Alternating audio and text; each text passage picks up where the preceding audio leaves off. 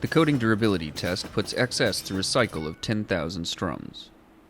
Through the lens of a microscope, it is clear that XS retains its composition better than other coated strings. Testing complete.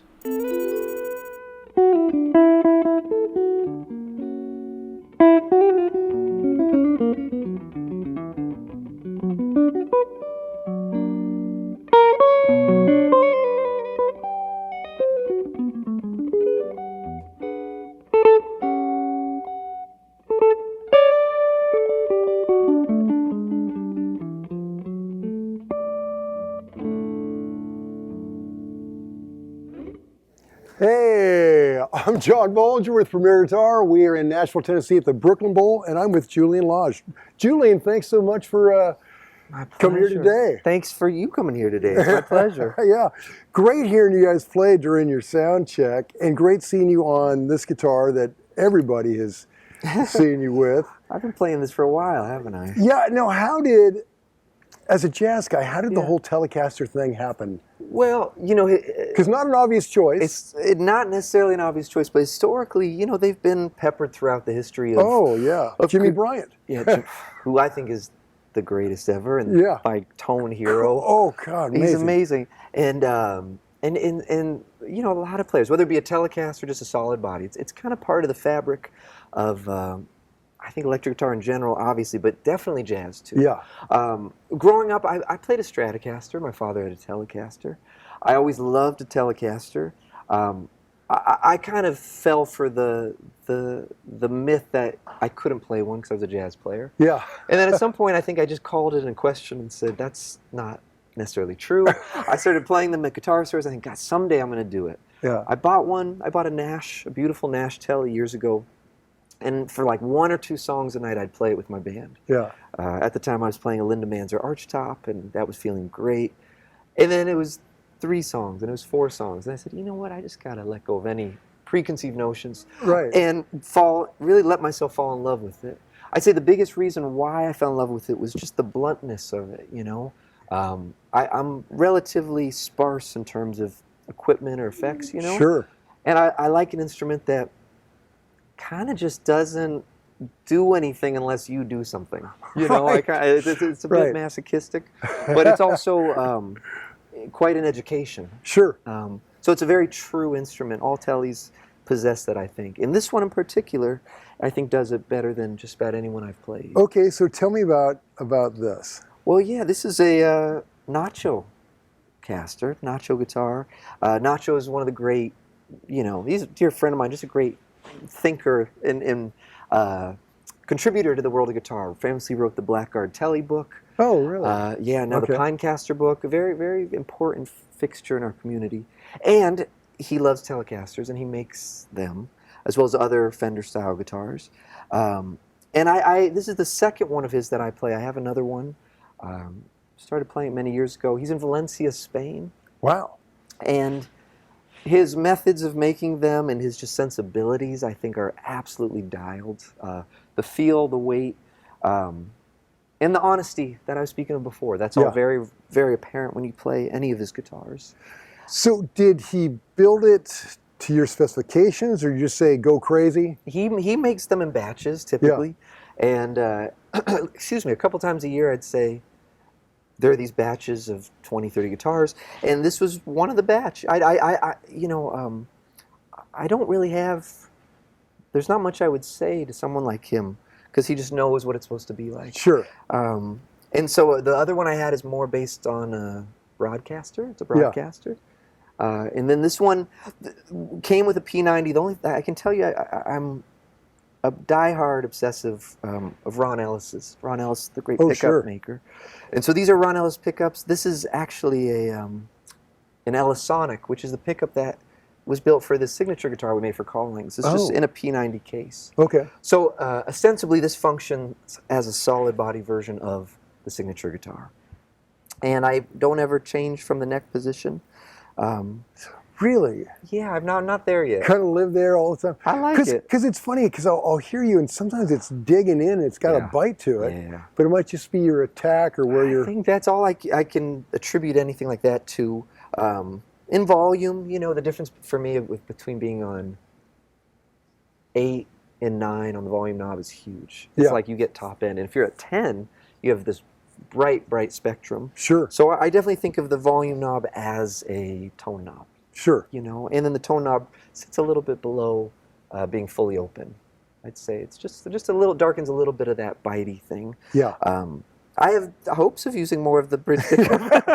I love it. In my life, I've done it. I just lately it doesn't. It's there anytime you want it. I did a whole tour. I did a tour once just to prove that I could, to myself that I could. It was a European tour, and every song every night was bridge pickup, and I thought that was really fun. And then my ears got a little bit ringy, and I thought, okay, I'm gonna warm it up. You see people wincing in the audience. What's weird? It seems like most of humanity likes brighter. They can tolerate it. I tend to get sheepish. But the truth of the Elisonic pickup is it's derived from the Dynasonic profile. And Dynasonic pickups, as you'll find in Gretsch's or old Martin Electrics, they have a snarl to them. And then when you back off, they kind of get comfy in a little bit of a warmer blanket. So it's the nature of the pickup, I think. Yeah. And looks like fattish frets on that. I suppose so. It's whatever was put on him. whatever Nacho did. Whatever he did, I like. Is it an ash body? It is, as I understand it.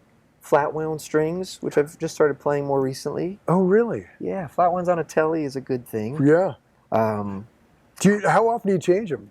It's less and less. Yeah, right. I used to change them, every show. Sure. I mean, for most of my life, and then these have been on here, I don't know, a month or so. Yeah, that's great. It's kind of cool. Yeah, intonation is slipping at the moment. I know that, but it's just kind of part of the thing. It's okay. I'm loosening my grip on that whole world.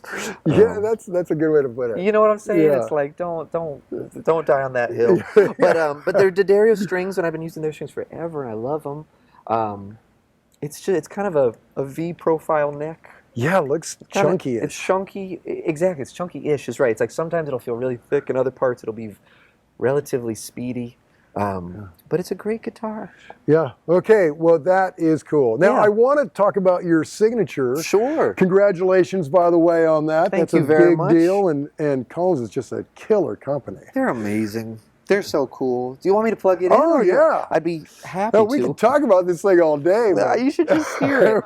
We should just hear it. Just hear it. This was a guitar that, started with a relationship that I feel very fortunate to have had with Bill Collings. Yeah. And we made an acoustic guitar together, signature model, an OM style guitar. And what's so hip about Bill and the whole team, Aaron, Clint, Mark, Steve, everybody at the Collings company, they sincerely want to see progress in the development of their instruments. And I came in as a little bit of a thorn in their side because I said, well, I like guitars that are not the quintessential perfect thing, but they have something kind of eccentric about them. And to try to quantify what that thing is, what makes something a little off-kilter but lovable, it's speculation. It's pure speculation. Right. But we found it, at least in my opinion, with the acoustic. With the electric, it was a similar conversation. And it largely centered around the pickup before anything else. We said two rules. It's got to be centered around a pickup that has a personality that's worth putting this time into, because the pickup is such a big part of the sound. Sure. It can't be an afterthought. Yeah. And then the other thing is for the guitar as an electric to function as a resonant acoustic, instrument, which is what they do so well. They dial this stuff. And I don't know. I'm just deeply grateful to them. And this is the guitar that came out of that. So it's a hollow body? Is that? It's partially hollow. There's some business in the middle, some wood in there, and I don't want to lead anyone astray by describing it incorrectly, but it's a very deliberate thing. It's not just a block. Yeah. We tried that. It didn't work. It didn't work. The Bigsby was added, frankly, for weight. Oh, really? Without it, it's I think it's 5 pounds. With it, it's about 6. Wow. And that gets you right to this place where the fundamental is still there, and you have this kind of brilliant overtone thing. Yeah. I also don't touch that, much like the bridge pickup. I don't. Really? At home I do. I'll just wiggle in case, maybe someday while in Europe. That's it. Exactly. Well, and these are the Elisonic pickups, and they're higher output. I want to say these are in the 10K range. and they drive the front end of a Deluxe, which is what I typically use, or a Deluxe style amp. They drive it in such a way that I just feel like I really don't need pedals. I already don't really use them, but I do like when air is pushed a little harder. Sure. And this guitar does that, but because it's semi-hollow, it backs off right before it's slamming your ear. Yeah. Just everything gets a little diffuse. There's a little less decay. It's a great guitar. Well, let's hear It's this cool. thing. Let's do the taste test.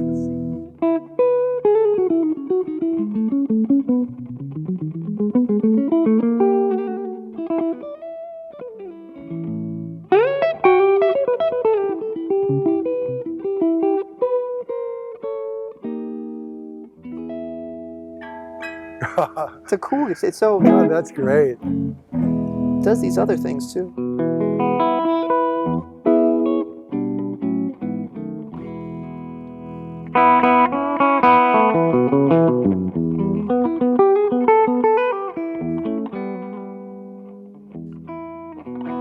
Wow. Not a cool guitar. That's great, man. I think it's more, honestly, I think it's more of a rock machine than anything. I happen to play what I play on it, but in hearing I've heard different people play it, you know, in very non-jazz contexts, and I always think, God, that's a cool guitar. It's just dead and old, but it's just beautiful and comfortable. So once again, the whole Collings family just knocked it out of the park. They're I really cherish those guys. Do you know what woods they use? Is it a? I know it's mahogany, and I would say this is some sort of maple, right? But I don't know much more than that. It's this floating bridge here, and we've got the nylon saddles. It's not tacked down? Your bridge isn't? This one might be. I've had several of these as kind of prototypes over the years. I think the one you would buy would have target. Yeah. You know how it is with that. Yeah. But the one you would buy would work. I can guarantee you. I'm pretty sure it's tacked down. Folks. The one you buy will work. It will work. That's great. That's that guitar. That's great. And now, okay, so you're running flat wounds on this as well? This is also flat wounds. What gauge? This is 11 to 49. Yeah. Pretty much a standard flat wound set that D'Addario makes. On the Telecaster, I have a unwound 20 as the G string, which is thicker than it would normally come with, but for whatever reason, it's more appropriate to the long scale of the Tele, whereas this is a shorter scale guitar. But yeah, there's something kind of felty about this guitar in general. So even with round wounds, we've made several recordings at this point with this guitar, and before I switched to flat wounds, and the shimmer of the round wound is kind of offset by the darkness and the feltiness of the hollow. So it always sounds the same. Yeah. I just kind of like the feel of flat wounds. Sure. That's kind of the difference. Wow. Well, congrats. Thank you. Fabulous guitar. Way to go. Now, I know you're traveling with one more. Yeah. Let's look at this one. Yeah. This is a killer guitar. In many respects, this has kind of been something I've been quite, I don't know, I've been really infatuated with it and mostly just play it at home. But I've started playing it on the road more because, you know, we're in a van or a Sprinter and you can do it and I don't have to check it or anything like that. This is, okay, so here, this is an interesting guitar. This is a 1955 Les Paul, and it was a gift from my dear friend, someone who I love and respect so much, Christopher Guest. Wow. And Chris and I have known each other for quite some time, and we're guitar buddies, you know. And Spinal Tap, Christopher Guest? The one and only. Wow. God, that just... Now, I thought the Les Paul connection was cool, but boy. Well, yeah, it's kind of... Now, is he Nigel? He's Nigel. That's the character. Nigel Tufts. But it just so happens that Christopher and I share I'd say a very similar sonic palette. You know, the things he likes about not only guitars, but mandolins, mandolas. There's this, all I can describe it as is a really sincere profile of the note that is pretty, on electric, pretty much something you'd only find in a neck position. And we just have this, I just love for this thing. Years ago, I was at his house and I played this guitar. He bought it in '82. And when Spinal Tap was out, you know, touring in '84, this was the only guitar he was playing on stage. Really? And it was really integral, you know. Yeah. And he said, check out there's this guitar, okay. And I sat down and played, and we both kind of were like, this is like the great jazz guitar sound, you know, playing through a little Princeton. And anyway, I feel, you know, at a loss of words for how great, you know, fortunate I am that I get to play this. But I've always kept it, like I said, somewhat of a secret because it's just my nature, I suppose. But once you, I'll show you, once you kind of get into this instrument, I think it actually is the convergence of everything the Collings has and the Telecaster in a lot of ways.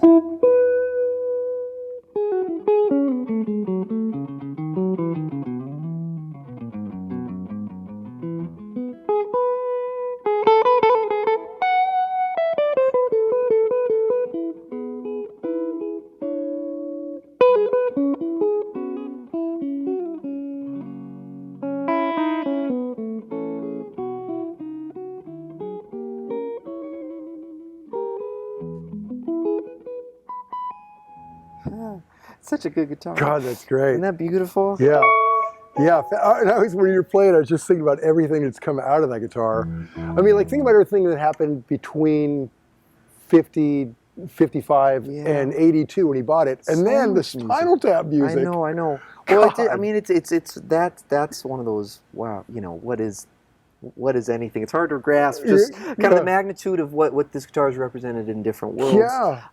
What a cool life. It's a cool thing, right? And I feel very much like a steward of it, you know. I'm learning how to play it constantly. And just kind of, you know what it is? You know what I think about with this is, as a player, it's so luxurious. Overtones are clear. The power in the low end is clear. It's like, you know, it doesn't get better. And just as a musician, I think I've learned that, I know this might sound a little silly, but it's almost like I have to believe I'm worth it. I've often played guitars that, like I was alluding to before, that more or less you have to fight. And part of that is fun, and part of it is because I don't know what it is. This one, anything's possible, so it really comes down to what do you hear? What do you want to play? What's the voice of the music? And this will be 8,000% there for you. And it just really lights me up. You know? So anyway, this is a very special guitar. God, that's great, and it's all stock apparently. Well, I think we put that Mojo. What is it called? The offset. Well, Joe Glazer makes something called. Is it Joe's thing? Joe makes one that it might be that. I don't know. It's pretty. It very well could. I remember that Joe made one. T.R. Crandall, which is my shop in New York. Okay. That's my home shop. They very graciously just put this on to make it work. And perfect. Well, it sounds cool guitar, just dead on, man. I know it's. Wow. Yeah, this is a special one. Yeah, that's fabulous. Thank you. Okay, great guitars. Now let's talk amps. You're usually a small Fender guy. Tend to be. Yeah. I think my happiest point as a guitar player was when I only traveled and played with a tweed champ. I've seen you. I've seen you gig with that. It's cool. It's cool. It was amazing. You know, my notion was that I ought to have the same volume structure as like an acoustic instrument. I think myself as an acoustic guitar player kind of primarily, even if I'm in an amp. And the champ functions as a governor, right? Sure. You can't, at a certain point, I mean, we have a couple at home, a 59 and a 60, I think. And both of them I played around 3. So it's not breaking up. But if I would come to a venue and the band was louder, they would turn it up out there, but this never changed on stage. It couldn't. It would saturate and compress, and I could kind of go, look, see, it doesn't work. I can't play louder, you know. God, that's great. It was cool. I think of all equipment as kind of like, they're like professors, you know, and I got schooled by that amp over and over again. And at the peak of when it felt good, I was playing strong. I felt really like I was stripped down to the essentials.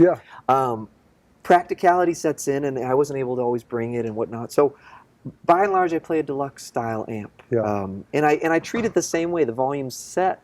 Okay, so what do you plug in today? This is a Magic amplifier by Mike Moody. Mike Moody is like, I don't know, he's just one of the baddest cats around. As far as amp building, as a guitar player, and frankly, him and Ron Ellis and the Collings family, and it's like, I think we're all birds of a feather. You know, we crave the same thing.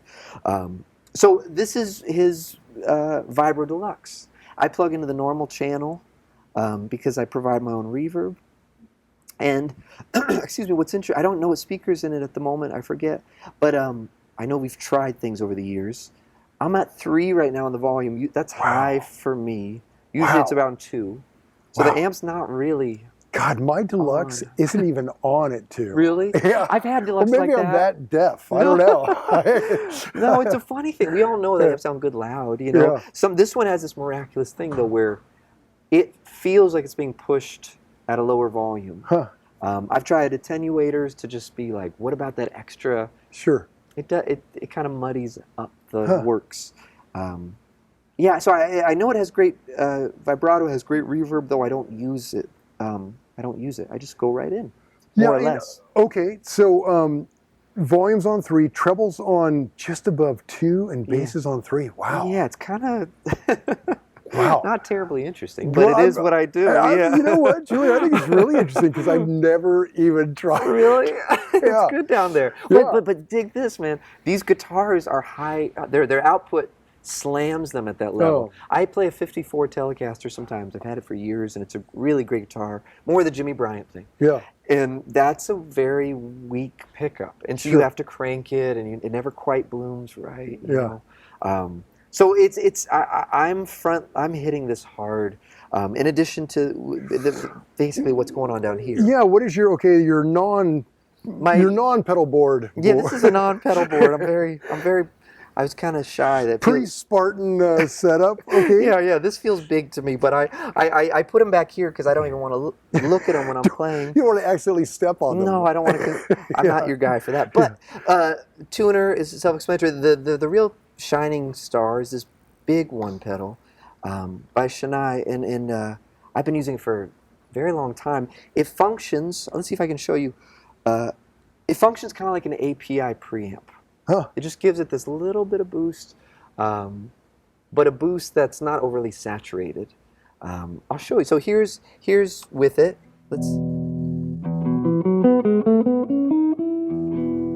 Here's without it. And here's with it. Yeah, a little more sparkle, I guess. A little more sparkle, especially as it translates to a microphone. Like I notice that when I hear it with the pedal back through in a studio or in a show, it gives this thing that might, frankly, be otherwise covered by cymbals, you know, in an ensemble with a drummer. So it's just this kind of like, I don't know, the backup sparkle. Yeah. But as you can tell, it's pretty transparent. It's not like it's... No, that's a very subtle... That's pretty... And that's always on. The Strymon Flint is the reverb. That's barely on, too. Yeah, not much. It's not much without it. You're really not hiding anywhere. You're right out there. I wish I could, man. I've tried. You have to know that I've always...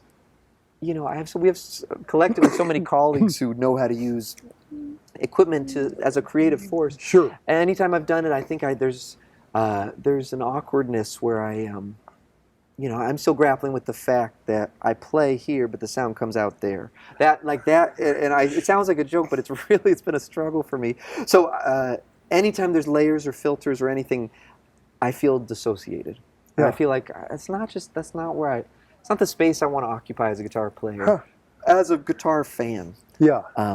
And so this is just we could definitely play without these, and that's sometimes the case. But this is a version of plugging straight in. Yeah. You know? Oh yeah, it's about as close as anybody gets. Well, it sounds fabulous, and I like the way you guys are so tight in here. You know. Yeah, we that tends to be our thing, right? Yeah, I think you can read minds better like that. You can certainly see people's faces better. And in this band in particular, with Dave King on drums, Jorge Roeder on bass. I mean, this is a brotherhood of sorts. You know, we're quite aligned. It seemed like they're really intuitive. They're really watching you and going where you go. It's incredible. Well, this is music that comes from a community of thought. You know, it references what we grew up with, historical precedents, and just our curiosities about what's possible as improvisers, as people who play songs, as people who reference, the history of our instruments. Everything that I care about as a guitar player, these gentlemen care about for bass and drums, respectively. Yeah. So it is the best. It's Yeah. so fun. And this just the best case scenario is this is just kind of in support of it. Yeah. Fabulous. Well, Julian, it is so great to meet you. You as Love well. hearing you. Do you want to play us off? Sure, Give me absolutely. something cool as we roll the credits. Yeah, of course.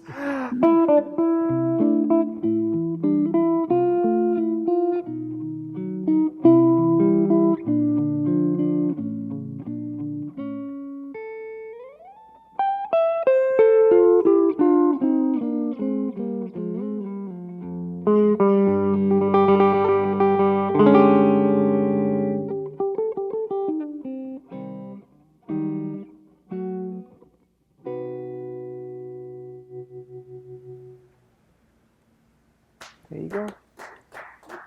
Thank you.